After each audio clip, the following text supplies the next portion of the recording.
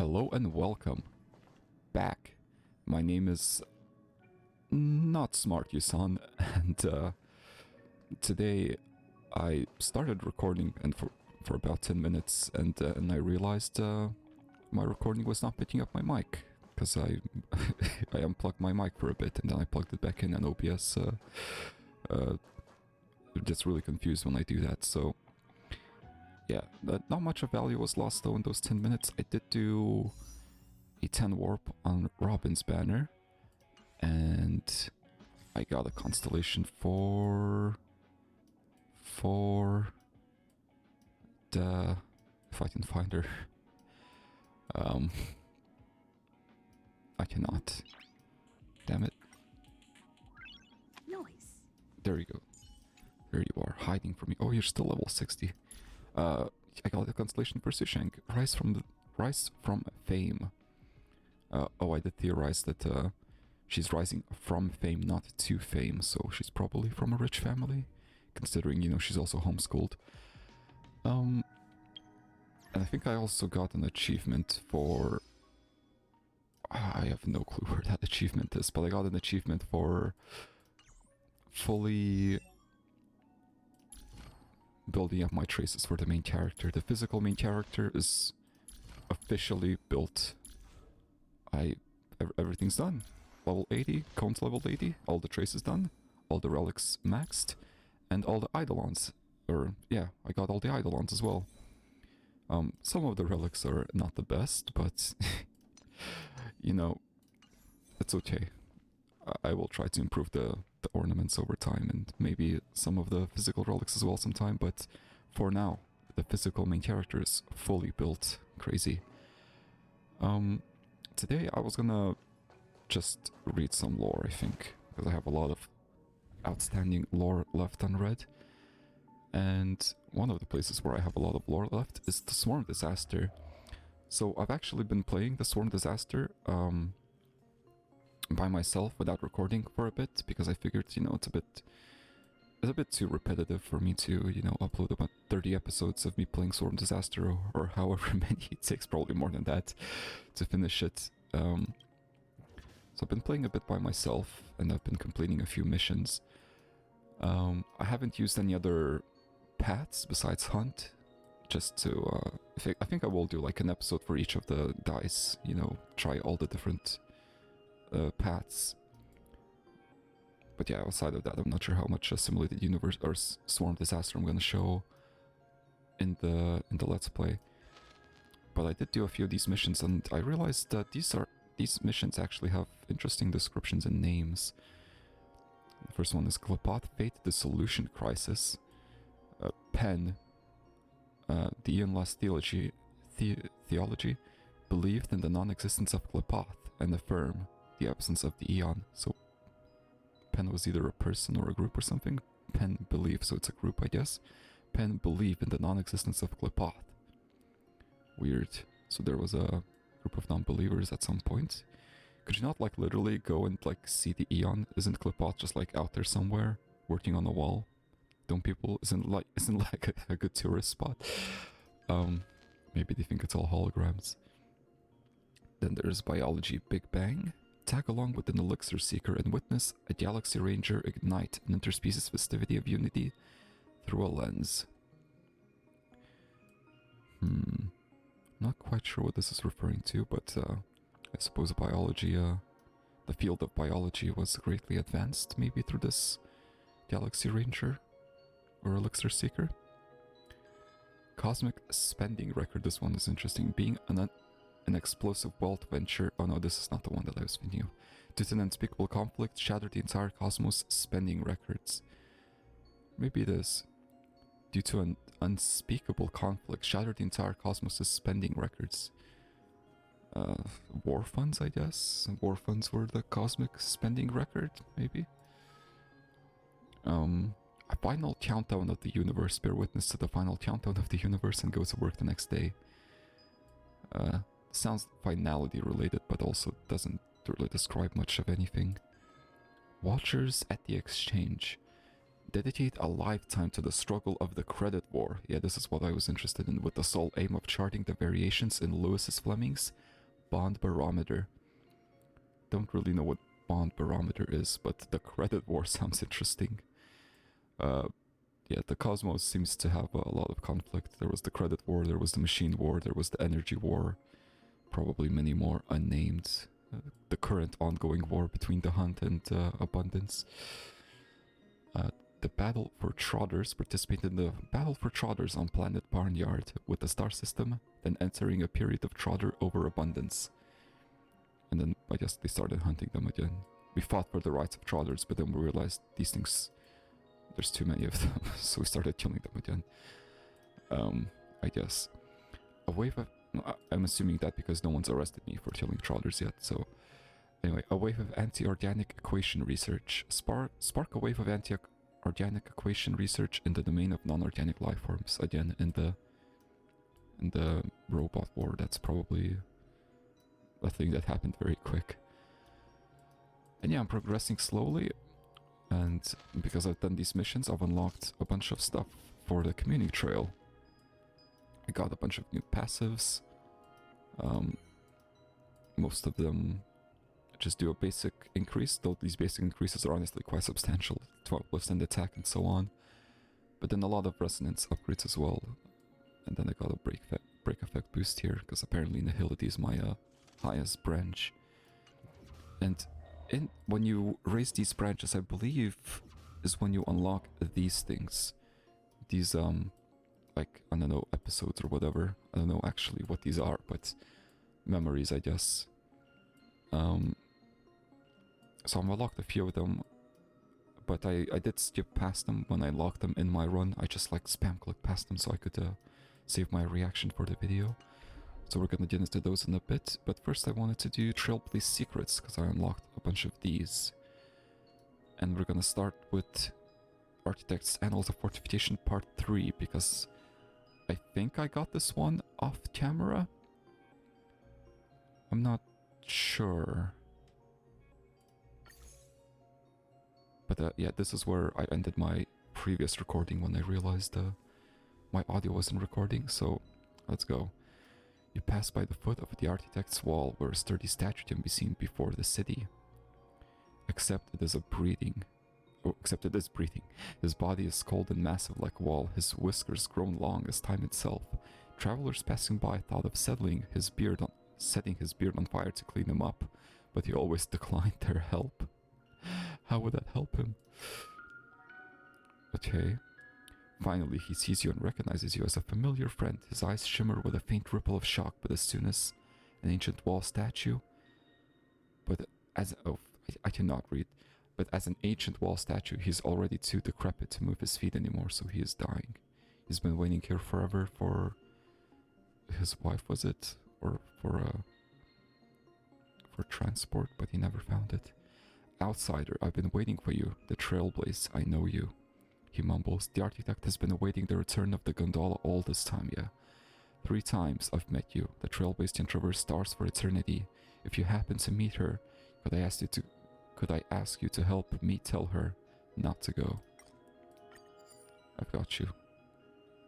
Sad that there's no Trailblaze option for these choices. I can try. You keep making promises you don't even know if you can keep. I mean, I know I can keep it. He said if you see her. That's a promise I can keep. I don't think this is effective. Poverty cannot separate people. Different ideals, however, can. I will try.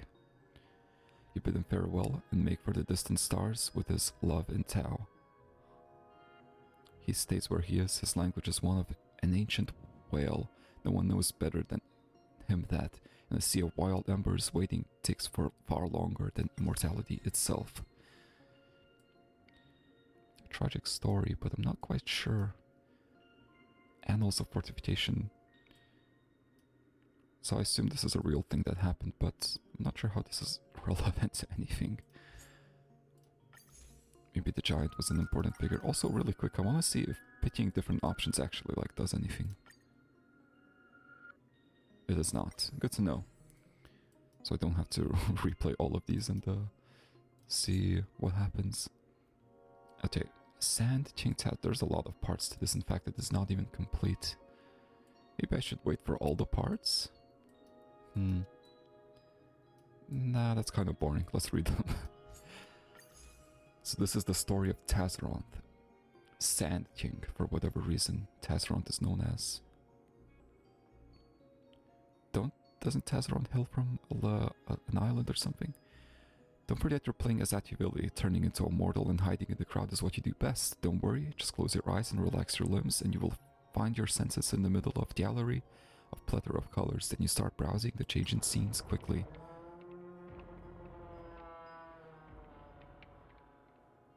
Fun sounds. You open your eyes and find yourself in Lepismat, where there's no humanity but a swarm of flat insects crawling at your feet. Your instincts scream at you, telling you that this is the beginning of everything. However, you realize that strange and anachronistic items constantly appear and are calculated into being from the loopholes in the simulated universe. For example, a manuscript copy of the Research of Finality composed by Genius Society number ? Has unfolded automatically before you. ? So there's a mysterious member of the Genius Society, more so than Paul Kotiakamond even maybe. You calm down and observe it, knowing that the end of all things is recorded in it. The scribbling writes, Tazaronth, a neon that ascends amid hatred and loneliness. From the words the finality mutters in their sleep, Tazaronth's death predetermines their birth. Throughout their whole life, they will be imprisoned in the path of propagation.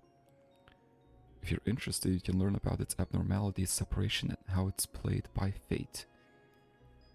So the finality foresees the future, and they knew of Tazaronth's death long before. Very interesting that Tazaronth is always referred to as them, because, you know, all the insects under the swarm are supposed to be part of the swarm. But I wonder if the actual, like, you know, the main body, is it like a multiple entity as well? Probably not, but I don't know. Anyway, what, something else was interesting here. What did I want to say?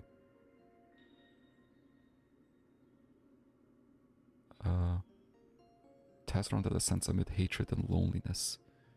So yeah, this reaffirms my theory that propagation propagates because it's sought company, I guess.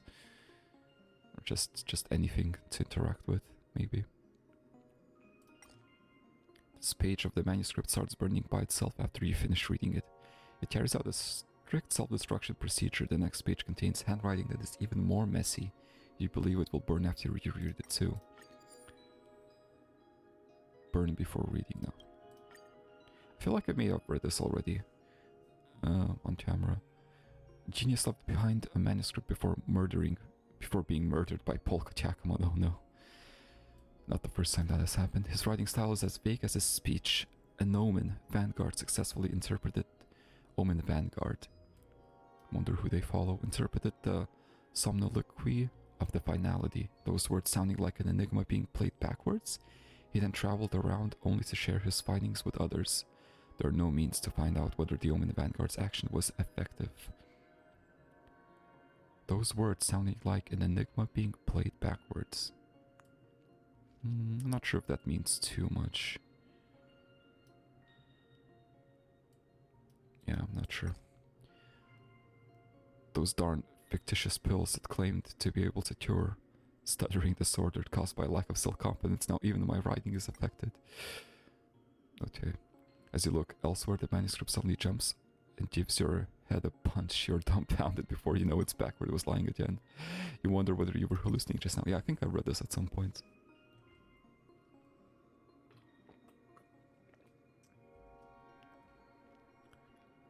I guess that makes sense, because I did do 2 runs of the simulated universe, or the Swarm Disaster. One of which was unsuccessful, so I'd never read part 3. But one of them was successful, so maybe I read 3 parts of this. Yeah, this is the island. Okay, yeah, so I've read this before. Speak with the photo frame, make a cut.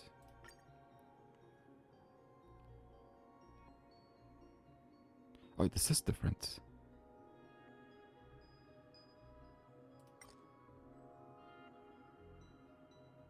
Hearing stories flood in your mind. Far out of the same pier, a one-armed father once wielded this very knife to protect his daughter. And yet, amidst the warfare that destroyed their village, the grown daughter ended her own life amidst the swarm.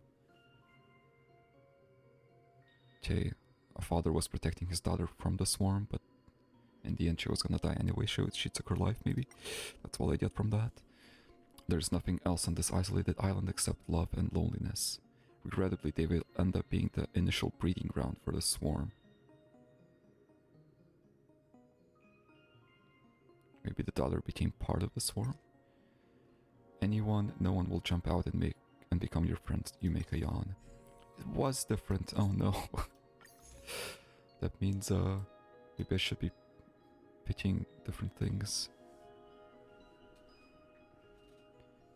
Oh, my leg's falling asleep. There's the name of the planet, or yeah, the planet again.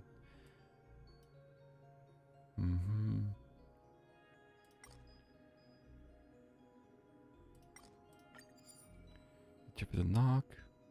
Happens if I leave. Oh, I just abandoned it. Let's try again. Give it a knock.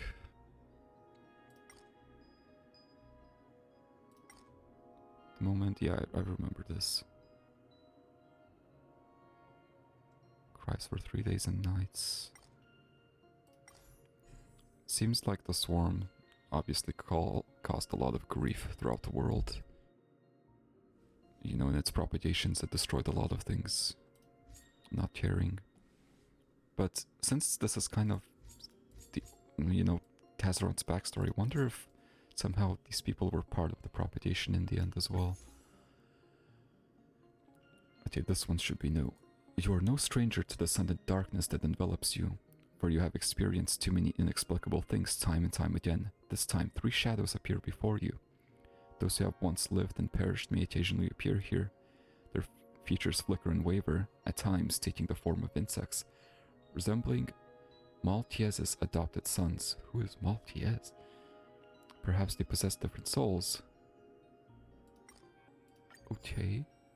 Oh wow, this one has a lot of options. Certain nobleman once recorded before he fell into a crazed state. You're starting to feel a little crazy too. A certain traveler with an active imagination murmurs to himself behind the glass wall after being confined. You try to enter his mind. Piece of evidence left behind by a certain armed archaeologist before they were murdered. And leave. Looks like Herda needs to do some bug fixing. All of these sound like very interesting options. Let's start from the top. Let's see what the crazy person said, maybe.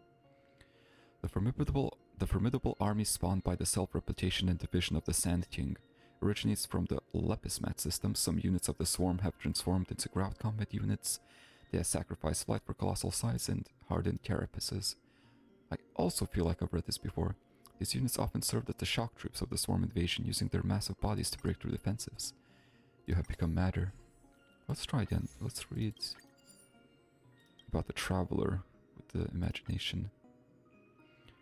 I have seen wonders beyond the scope of human imagination. I have seen dozens of insects intertwine and give birth to entirely new offspring, which in turn weave themselves together like a shape-shifting rose with countless interlocking petals.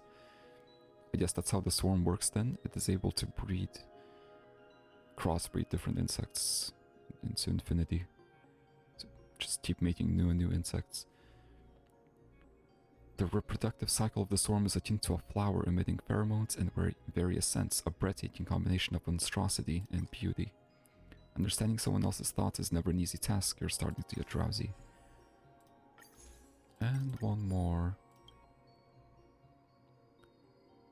For armed archaeologists before they were murdered. Lepismat was once a site of flourishing biodiversity where insects of multiple biological sexes may have coexisted with each other, with each serving their unique functions within the swarm. They kind of make it sound like there was a swarm on Lepismat before propagation. Maybe on this island the swarm was already kind of a thing, just not, you know, on a cosmic scale. And then the Aeon was born, and then the swarm spread from the island. However, it remains unclear which branches of the swarm were responsible for reproduction during this era. However, at some point, the ancient insects gradually drifted toward the brink of extinction. You're more curious about why he was murdered, but unfortunately it seems he doesn't care about himself. But then again, Tazrond is referred to as the Sand King. The title has to come from somewhere, so maybe the swarm did not exist before the propagation. At the hospital on Mandolin Island, your ears are filled with raucous cries. The number of newborns has peaked at an all-time high. In the days that followed, they rushed out of their isolated island, and as a result, swarms emerged in the skies all over La Pole Major. You hauled out with the doctors at the hospital for 21 days until the La Pole Major government officially announces the planet's fall and requests interstellar rescue. As transport ships arrive to evacuate the first batch of survivors, you hear whispers among some of the refugees, urging a distraught woman to flee the area. She refuses to open the door, and her window lies shattered. Driven by sudden urge, you leap through the broken window and give her a good grimace. For her, this will be a better solace than those fools' comforting words. She is startled by your bold move. For a moment, you're unsure who is the matter, one between you and the woman. Satisfied, you glance around the room and spot the toddler's shoes scattered on the floor, a heartbreaking revelation of the woman's cruel fate. Her children have all left, which also means they will never return. It is better to seal the window up. You're unwilling to tell her about what you saw. So she went crazy. Because all her children left or died. She winces as if her blood was stopped flowing through her veins, then she asks you to leave. Later, on the 24th night of the swarm invasion, she discovers an insect crawling through a slit in her window and raises it as her own child. Okay, she teaches it to walk and put on shoes. Weird. And even to speak with all her heart. 7 days later, her housing becomes flooded with her new offspring, although none of them can put on shoes for themselves. Ew. Her new offspring. You rub your feet uneasily, sadly reaffirmed about your ability to move your own feet. I don't like the implication that she propagated, to put a lighter color on this with the insect.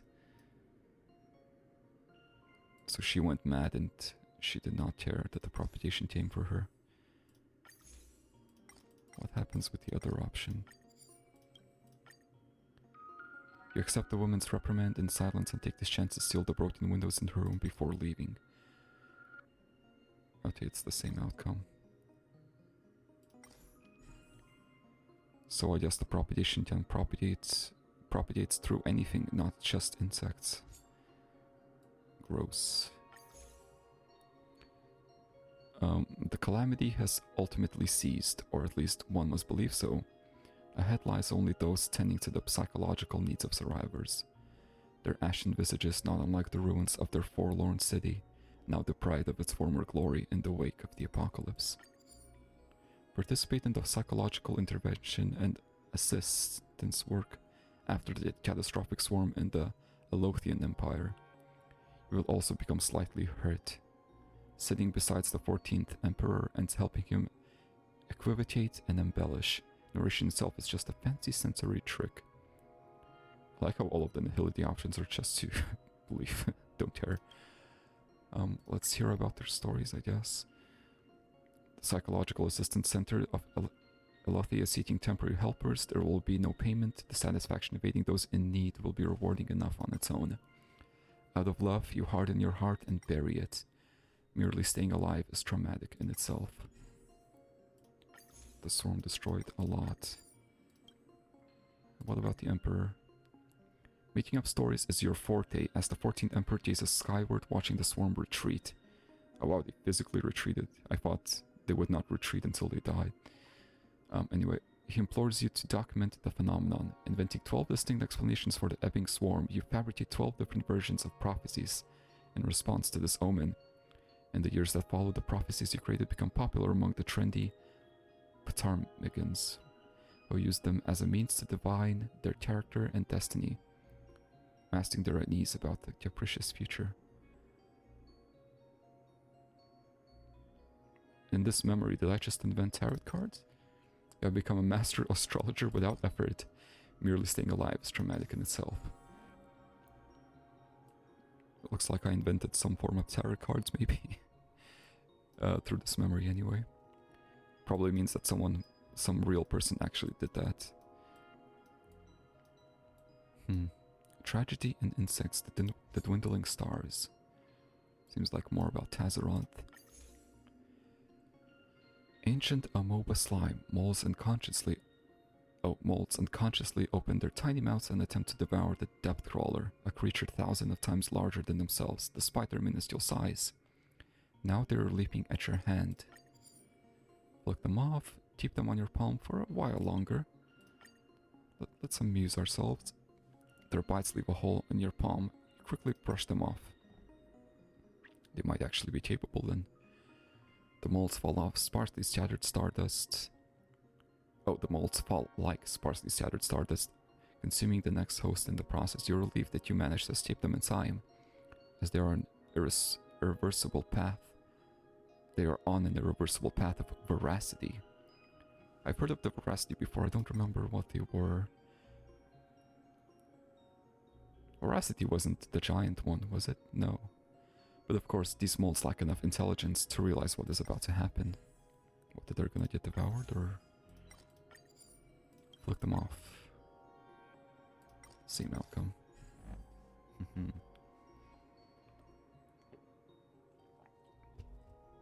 Are you gonna tell me what the outcome was in part 2? The path of propagation was revealed in a lone vine, and Tazaroth led the swarm into the universe, avariciously consuming everything in its wake until Ouroboros appeared before him. Oh, Ouroboros was the veracity, I think. The Great War between veracity and propagation affected 2/3 of all the living worlds in the universe. Jesus. I knew propagation went far, but I never realized 2/3 of the universe. Jesus. Okay, and countless planetary and star systems perished as a result. Sounds again. A depth crawler, having raised several planets to the ground, is suddenly overwhelmed by tedious loneliness. It leans back against the mountain, which has become a wasteland, and begins to roam at the moon, as if recalling the thrill of consuming numerous breeds of the swarm. Ah, the good old days. Catch its tail. That seems like an elation option. I don't want to be near it. You have a hunting rifle in your hands. Let's catch its tail, why not? You grab its tail and carefully climb onto it, but when you lock eyes with it, an unusual electricity runs through your veins. It is a bewitching emotion, and you decide to snuggle up to its gigantic body. Having grown tired of feeding, it shows no signs of hostility towards you. Time passes quickly. It gently and carefully lets out a burp of loneliness. A burp of loneliness. In the years to come, the memory of it will be relived in your mind. That was kind of cute. I want a cosmic horror pet that snuggles up to me. But what if I hunt it? Or destroy it? The perfect chance for your gunshot. Somehow you feel as though time has slowed. It turns its head towards you, locks into your eyes, and seems to halt time in its tracks. Maybe it's an emanator. In this fleeting moment that lasts for eons, it becomes moribund, whatever that means. Reminiscent of the mountain covered in snow. It has so much time to dodge this tiny bullet, yet it closes its eyes and allows its heart to be penetrated by it. Wow. It was tired of existence. You realize that you will never meet it again. You believe that no one will ever understand the soul of a depth crawler. Years to come. Oh, I want to meet this thing. I want to see it. So it was tired of living the life of veracity?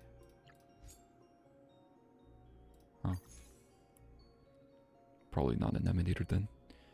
At the time, the ancestors of the Intellitrons of Golkon... I can't... What are these new things? Intellitrons of Golkondar. Golkondar. Intellitrons, they sound like robots, were immersed in the infrastructure of the mechanical planetary system, completely unaware of the crisis faced by organic beings. What propagation? Their ignorance laid the foundation of the countless irreconcilable contradictions that would arise between inorganic and organic life in the future. Endless wars raged on the vast sandbox of the universe. Oh, did the mechanical wars come after Tazaron? I guess I never thought about it, about the timeline. That kind of implies that that's the case. Move the universe sandbox. Sandbox simulation is like magic happening in your hands. I'm more concerned about the origins of that depth crawler. Sure, yeah. You developed an emotional attachment to it, I kind of have. I had a happy life before... Wow. But not so much afterwards. The disappearance of catastrophes is always silent in the beginning and at such dazzling speed that no one can interfere. No one has ever foreseen it or received any divine revelation. No one has ever foreseen it.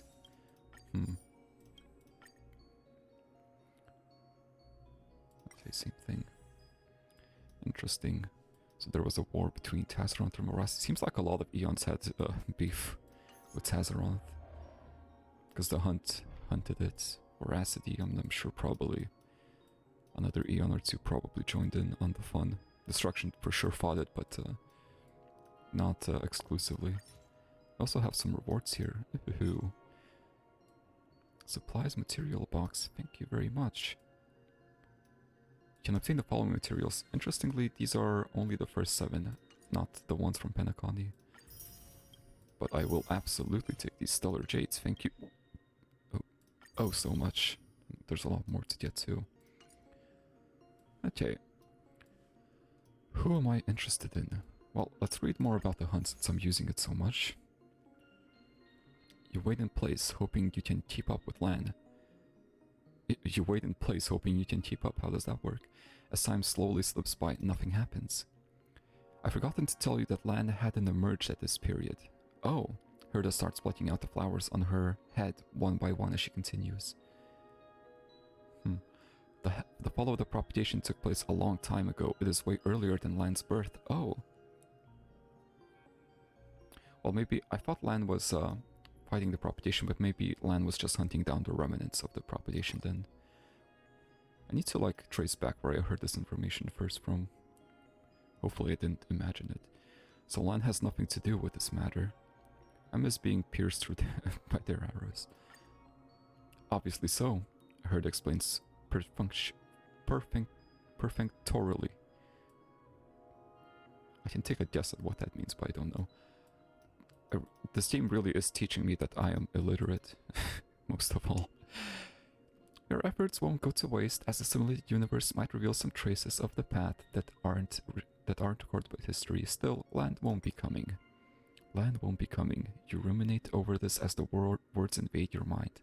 The thought flashes all over, throwing your senses off balance as though you have just downed a bottle of sedative. Next, Herda's voice gradually fades away while chaotic and delusional images wreak havoc in your brain. Yeah, I'm totally not insane, don't worry about it. They won't be coming, but you still long to meet them. Make a prayer to the universe and you might see them in 3 seconds. Maybe all Aeons are just referred to as them, because they have no gender, because they're gods, I don't know. You open your eyes and find yourself in the middle of a colorful gallery. Well, what? While the blue-skinned and elderly historian... I need a moment, I am once again losing my ability to read. While the blue-skinned elderly... Oh my god, I cannot pronounce things. While the blue-skinned elderly historian is out, your long-accumulated desire for greater swiftness in the hunt overpowers your other impulses. You quickly absorb numerous paintings, their petals changing colors like the cross-section of spring. What is happening? The imaginary kingdom grows stronger in the accelerated flow of time. Moving through the paintings, your senses' demand for knowledge elevates to a burning desire, and your intuition creeps through your brain like a brightly colored crab. At last you stop before the craziest painting of a gondola, in odd colors. And the boundary between the virtual and the real. You even feel the urge to sacrifice yourself in return for the truth behind the pall of propagation. Why were they born? I'm more interested why they were born than why they died. But seems like the two might be related. With the hunt's instinct, you find the page with the answer. It is a blank page. A page is written in reverse chronology. This was mentioned before, something about being written in reverse with the finality, with the ending predetermined, yet the cause can be made of arbitrarily. However, it's the poor soul that is manipulated will have no bearing on the big picture. This kind of says that the birth of past Tazaront is almost irrelevant and can be interpreted in any way. Fine then, will I get anything from the simulated universe? You get paid whatever you ask for, heard the chuckles. Just keep playing. Okay, very interesting. Kind of went insane.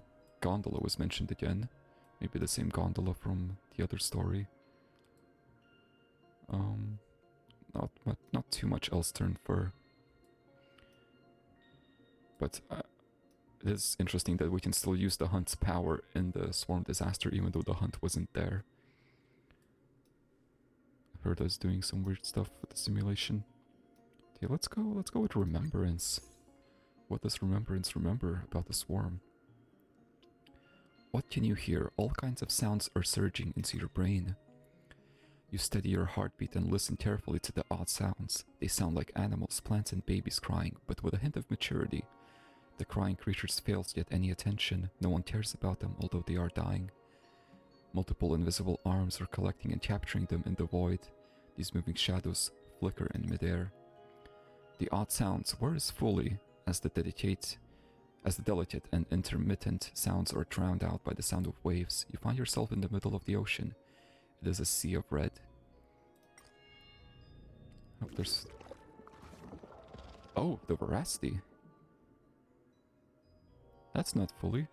Also, really quick, I wanted to say that this kind of sounds like Propagation's ideal, you know, field. A bunch of abandoned people that are lonely. And then the Propagation would take them for themselves. Veracity Ouroboros. They look like they're made of all of those giant worms.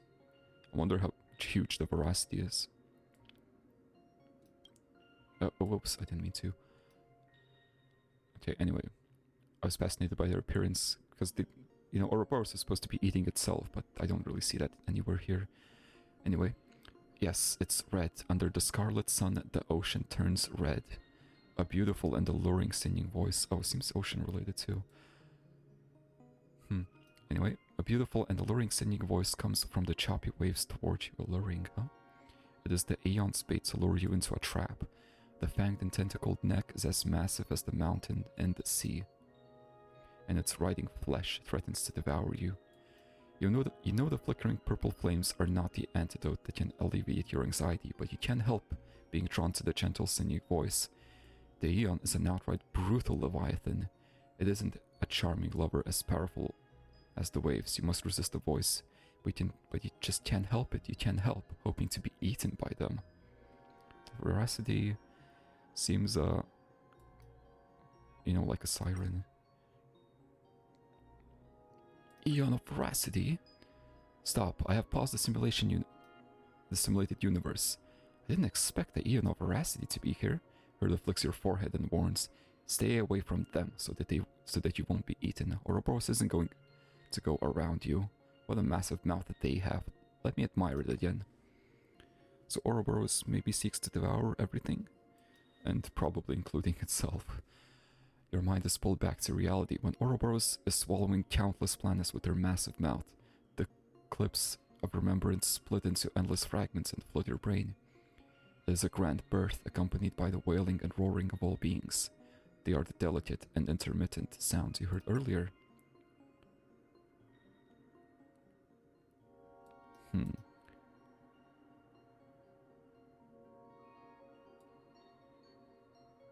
But I feel like loneliness and abandonment are more Tazaron's playing field. Weird that Ouroboros seems to be mentioned with them too. Seems like Ouroboros the Veracity opened their mouth when the spreading of the swarm reached its peak of the universe. When the spreading of the swarm reached its peak in the universe, not only did Ouroboros devour countless hairs of Tazaron, but they also swallowed numerous worlds. The propagation of the Veracity, they sound like arch enemies to me. Yeah, they're so alike, but they are arch enemies. So Ouroboros became more active when Tazaron reached its peak. and the remembrance. Strangely, the memory fragments flood your brain, even though there's no sign of fully. Now it seems reasonable why some claim that the pattern remembrance team came about during this catastrophe to preserve the moment of the star's demise. Yet it is so reasonable that it sounds like it's made up by some historic fictionologists. Anyway, I'm intrigued. So some theorize that remembrance also, not also, but came to birth around this time to preserve the fall of Tazaroth, the memory of it. I remember reading somewhere else about the birth of remembrance, but I don't think it was ever very specific. No, I pressed on destruction if you were paying attention, game. The hunt swiftness, why was it the randomness? The pure kind of hatred suddenly manifests. You take in the crowd around you, these crimes that should be judged, deceivers, two-faced betrayal, absolute hypocrisy, and ignorant egotism.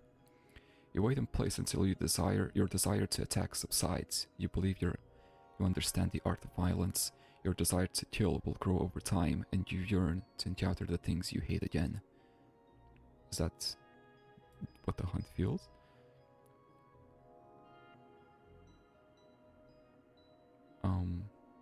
Let's go with this. At least you have a family, isn't it?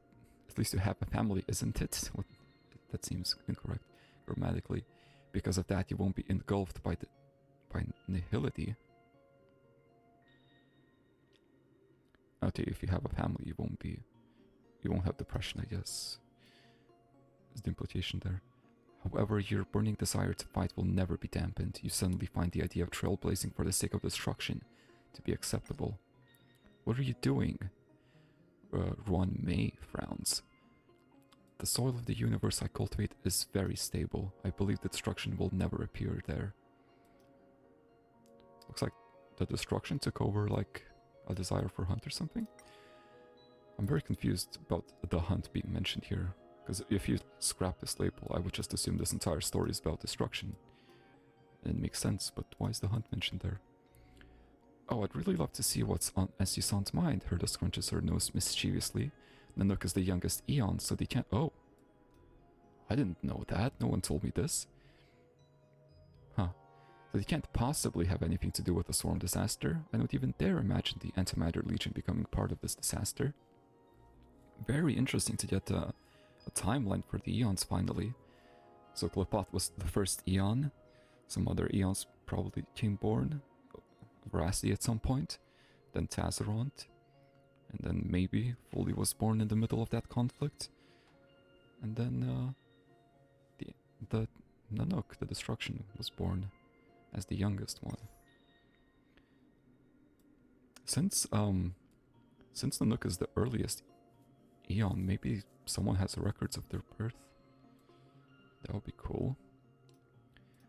Alright, looks like that is it for Swarm Disaster. My voice is dying. And there's still a lot more to read in the index. Also, really quick, let's take a look at the shop. Because I can afford the last of these superimposers. Just like that, the shop is clear. Now I could save my Herda bonds. Because, I mean, there's probably going to be more Lightcones released here at some point. But let's just buy the Star Rail Pass. How many do I have? 3. Okay, well, nowhere near a 10 warp. Yeah, let's take a look at the index as well. I got some blessings. Specifically from Propagation, of course. That's another 80 Stellar Jades.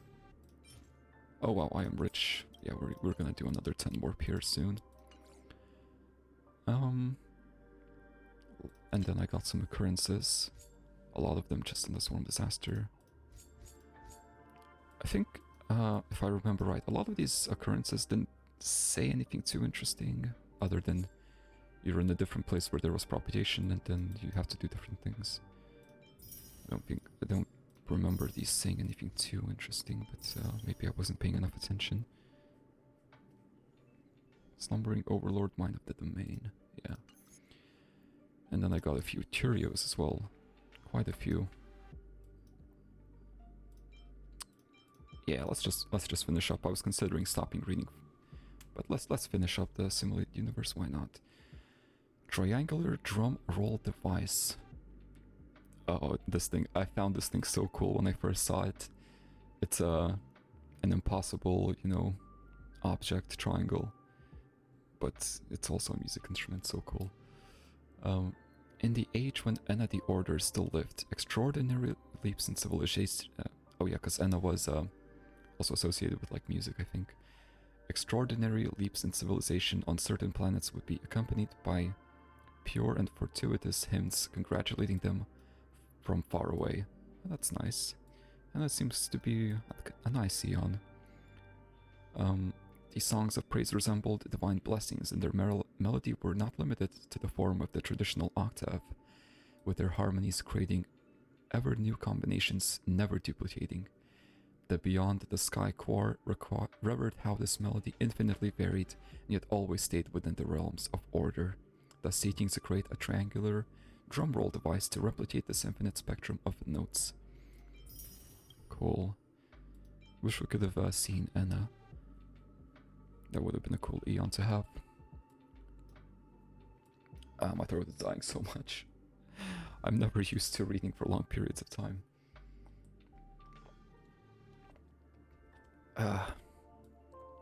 As I do these episodes, I read a lot, and my throat gets slightly better at talking for long periods of time, but then I take a break.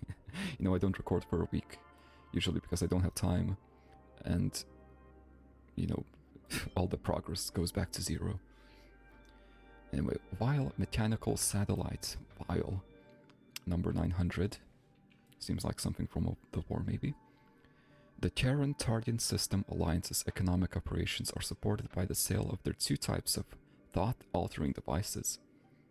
Should the outside wish to reach the Alliance, they must pass through the neural pathways of a titanic Intellitron lifeform.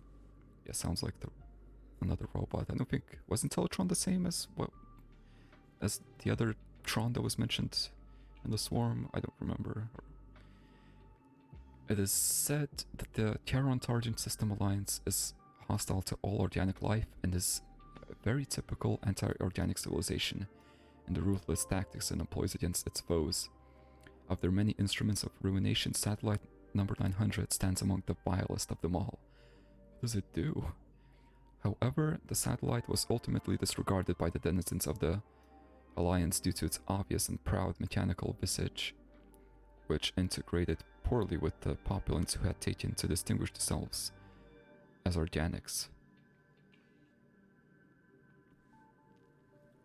Okay.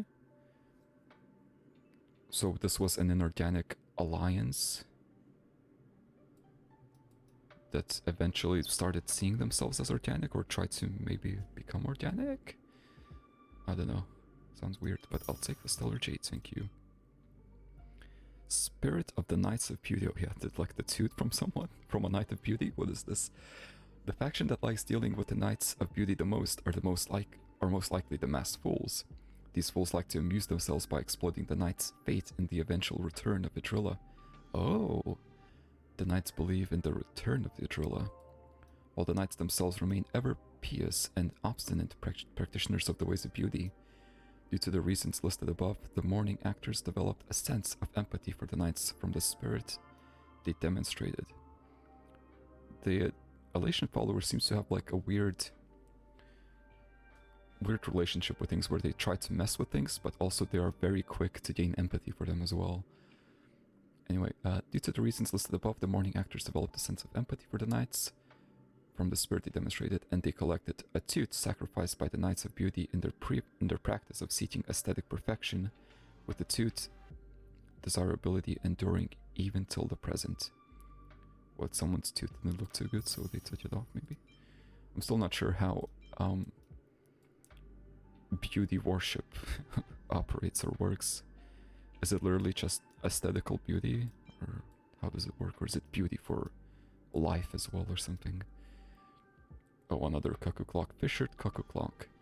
After receiving an omen from the finality, the cuckoo clocks connected to the cataclysm suddenly appeared in the Black Forest. Sounds like a very specific location. Not sure where. Causing blockchains of inorganic entities to break up for reasons unknown. Weird. A nameless intruder in the forest, however, began collecting clocks for reasons related to passion, and was determined to bring the clocks back home with them. The Sun Ring Cuckoo clocks constantly split during their journey. Oh yeah, this is the one that duplicates. And in the end, the ship of the Nameless was filled to the brim. However, due to not comprehending the hints giving, oh my god, I can't read again, given by emerging phenomena resulting from the constantly splitting clocks within the allotted time, the Nameless was devoured by the swarm halfway through their interstellar voyage. Not the swarm, by the swarm of clocks. So this was a cuckoo clock created by the finality? That was weird, I'm confused. Why would the finality make a weird clock?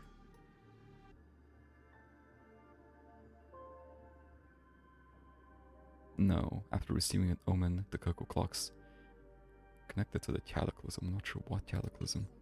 Lots of things I don't understand there. Maybe they will make sense once we go to the Black Forest someday, maybe. One day. Oh, okay, I got a lot of stuff. Let's warp.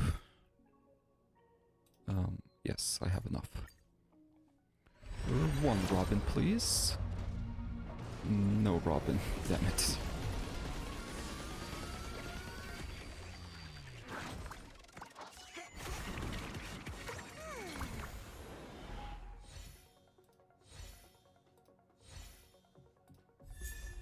Oh, Shui, nice, thank you.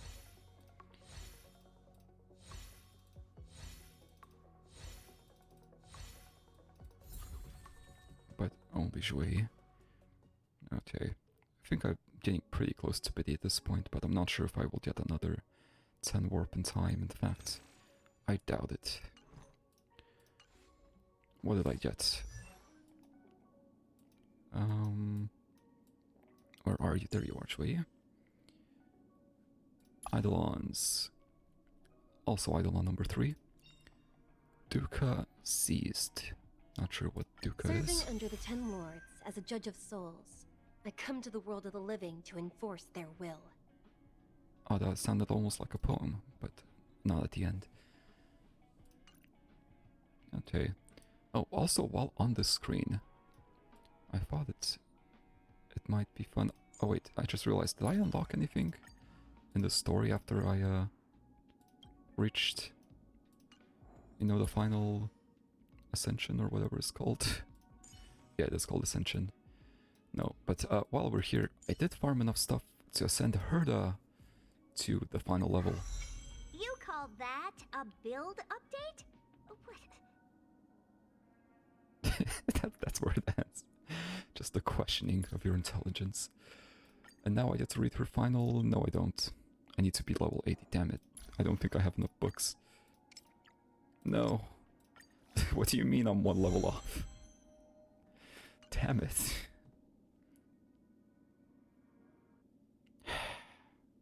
Really? I hate it here. Can I, like... Did I get anything? No. I get some books from the assignments, but I don't think that's enough. I also get this from my assignments. Do any of these? Oh, that gives me books. Let's level up a relic. But I don't know, this one, sure. Do you get crit? No. Okay. Unlock you then. Give me the books. Is there more books? No. Please, Herda. Where are you? There you are. Damn it, it's not nearly enough. I guess I'll have to farm then some books. I wanted to read her final story this episode, damn it. Okay. Oh, another thing I remembered I had to read actually was the databank. So I remember when the 2.2 came out, there was some new, like, things to read. I think it was in Aeons? No, was it in Factions? I remember specifically seeing Ron May. I think it was like in somewhere here. Was it characters then? Oh no. How's my character collection, by the way? Still missing Gwyneth and I'm so sad about it. But I have a lot of characters, huh? Anyway,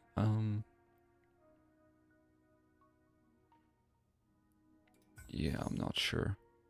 Because I wanted to read what was new, but I think I will have to check back the episode and write down properly what was there. And then go back and read it. What do you want from me? Nothing new. Okay.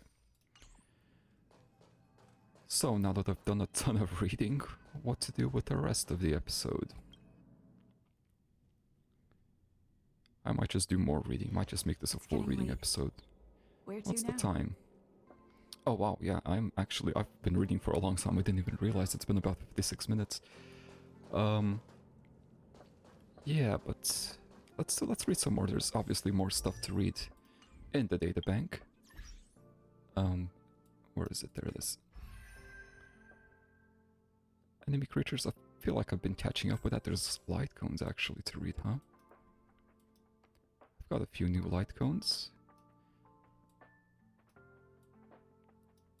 I wonder what counts as new in this screen. If I inspected the light cone in my inventory, would the new icon go away from here? Because I have no clue what I've read and not read before on these light cones.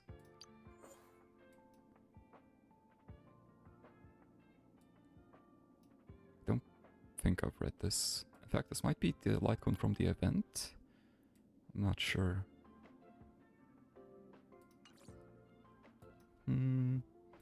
Should I start from the bottom? I'm not sure. No, let's start from the 4 stars, I think. That's a good place to start. Alright. 3 girls stroll in the darkness and the surroundings seem to gain a hint of eeriness. Ho ho, hurry up or we won't wait for you. That's cruel. She steps forward confidently with her phone clutched in her hand, seemingly unaffected by the paranormal ambience. I'm over here. The girl standing ahead responds timidly. Huh? So you were in front all along? Then who's following Susheng and me? The perfect end for the scene would definitely be a girlish scream. That's probably how it ended too. Okay, nothing too crazy, just describing their story. How much longer? I'm still not sure who this owl is. I keep seeing it. Oh. Oh, I never realized you could tilt them. That's cool. Makes them look like shiny collectible cards. Anyway, how much longer until the action starts? You have the nerve to ask a question like that. Is something wrong with the new recruit? Oh, is Silverwolf the new recruit? No. Ilya didn't choose her because she was good at fieldwork, but she has to at least survive this rookie assignment. She's cruising. Then I'm relieved. It seems that Blady has proved to be a reliable operative as well. So I guess Kafka is a senior member. Maybe even the first Stellaron hunter. Well, besides Elio. Seriousness of breakfast. Though the table is set, some people want a cup of tea first. Some people want to take a picture first. Some people want to read the newspaper first. Some people want to write a page of the notebook first. Some people want to play on their phone first. Is this describing everyone? Let's see. Maybe Himiko or Welt. Take a picture March. Read the newspaper. Okay, that's probably Walt. And then this one would be Dunhangen and this one the Trailblazer. All of you, eat while the food is hot. No one's actually, you know, socializing or eating at the dinner table. Funny. March there on the table. I say this food looks absolutely delicious and it's making me very hungry. What else do we have? Wolf Time Walk. I remember reading this, I think. Pity that no one has seen it screw up its nose and sniff around and dive into an empty path. Pity that no one has seen it retract its claws, enter the password and leap into the embraces of freedom. Has nobody seen it still? A grown dog that can now walk itself in space. screwing up its nose. Yeah, Peppy is a mechanical life form. Very adorable. And you can see Asta and Arlen there and someone else. Can I? Who's that other person? Zoom in, enhance. Oh, that's just a reflection of Asta, I think. Never mind. I thought maybe there was a hidden third member of the space station people, but no. Rivers flow in spring. The young boy took a short break from his sword practice. The sunlight was breaking his already heated neck. He slowly got into the water, whose coldness touched his bare feet. When the bell chimes and the birds tweet, even the people far away would know that springtime had arrived. This one's just wholesome. We are wildfire. She got used to people losing their homes, she got used to people losing their lives, but crying alone was useless. Wear this red scarf and then we shall share each other's pain. We are family, we are wildfire. The moment that pair of big hands held her hand, she could no longer hold back her tears. So yeah, she was kind of adopted by Natasha. Actually, that's yeah, that's I forgot his name, the guy with the metal hand. The second in command. What was his name? I don't remember. I'm sorry. It's been so long since I was Tabella Bog. Fermata. The phonograph record is being played, spinning non-stop. Even the sound of all those hoarse shrieks cannot escape the heat wave, nor dampened by its tepidity. Okay. Oh, the shrieks of the phonograph. She seemed unprepared and utterly enthralled by the fascinating melodies. It started with sincerity and anticipation, followed by a passionate catharsis, with one climax after another, until the record spinning came to a final stop and all the hoarse shrieks were no longer audible. Mission accomplished. It feels like there's a double meaning to this.